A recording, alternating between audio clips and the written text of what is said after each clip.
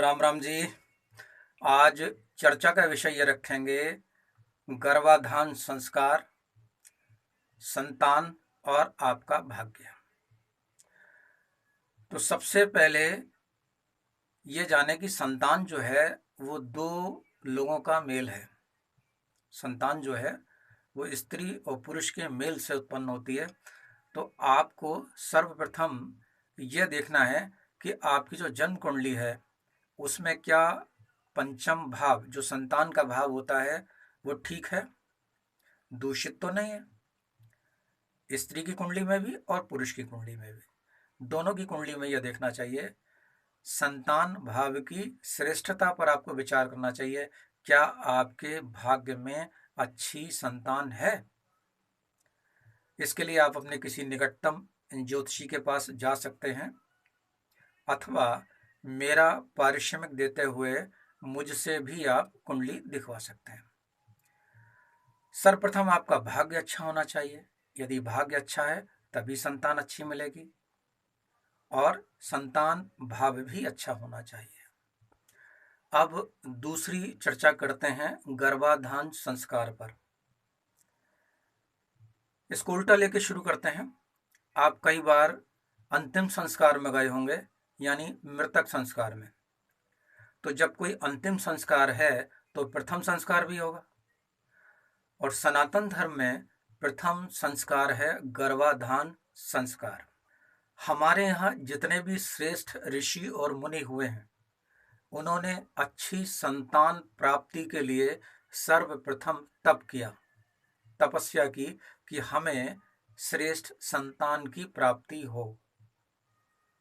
इसके उपरांत उन्होंने मंत्र का पहले ध्यान किया, जप किया, अच्छी ऊर्जा अपने अंदर उत्पन्न की। फिर पुरुष द्वारा श्रेष्ठ बीज स्त्री के क्षेत्र में स्थापित किया गया। यदि इस दौरान श्रेष्ठ मंत्र का उच्चारण भी किया जाता है तब अच्छी संतान की प्राप्ति की संभावना यह बनती है। अब अगली जिम्मेदारी आती है स्त्री की। जितने दिन गर्भ में संतान वृद्धि को प्राप्त हो, गर्भ वृद्धि को प्राप्त हो, उतने दिन तक किसी ब्राह्मण द्वारा जो पूजा पाठ करता हो, श्रेष्ठ हो, उससे कोई एक मंत्र ले लें और उस मंत्र का निरंतर जाप करें। जाप करने के उपरांत जो आपकी श्रेष्ठ ऊर्जा हो, उस ऊर्जित हाथ से गर्भ पे चारों ओर हाथ को फिराना चाहिए, हाथ को घुमाना चाहिए, उस मंत्र का जाप करना चाहिए। इससे अच्छी ऊर्जा का संचार आपके गर्भ में होगा। आप कोई भी मंत्र का जाप कर सकते हैं। यदि आप किसी ब्राह्मण से मंत्र नहीं लेते हैं तो आप ओम नमो नारायणाय इस मंत्र का भी आप जाप कर सकते हैं, अथवा किसी ब्राह्मण के पास जाकर फल फूल मिष्ठान और यथाशक्ति दक्षिणा के साथ उसके सबसे पहले गले में माला पहनाएं, पैर छूकर उसका आशीर्वाद लें। फिर उससे सरस्वती जी का कोई एक मंत्र ले लें। सरस्वती जी के बीज मंत्र को बाग बीज मंत्र भी कहते हैं। चूंकि मंत्र व्यक्ति को गोपनीय रूप से कान में बताए जाते हैं, इसलिए यहाँ बताना मंत्र का उल्लंघन होगा।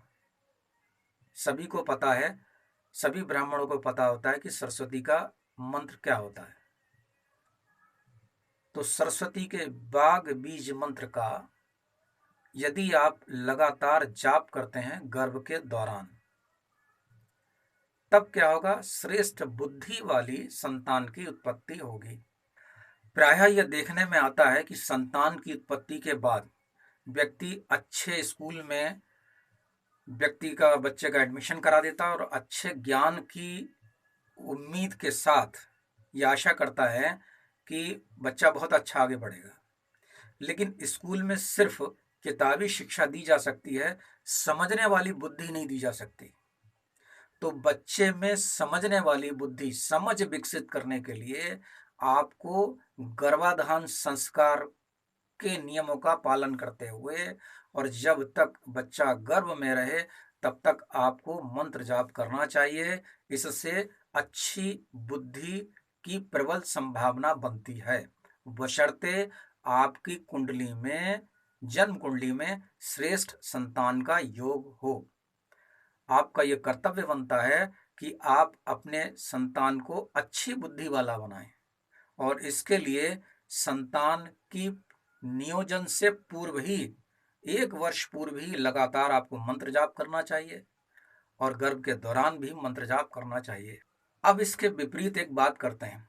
यदि कोई पुरुष शराब पीकर, नशे में धुत होकर, मांस खाकर अपनी स्त्री के साथ संबंध बनाता है, तो वो बीज भी दूषित होगा, और जब वो बीज दूषित होगा तो कैसी संतान की उत्पत्ति होगी, आप स्वयं विचार कर सकते हैं। हरिओम। मैं पंडित राकेश पांडे, बरेली, उत्तर प्रदेश, भारतवर्ष, जम्बूद्वीप।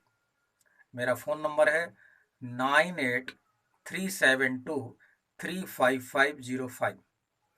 पुनः एक बार, हरिओम।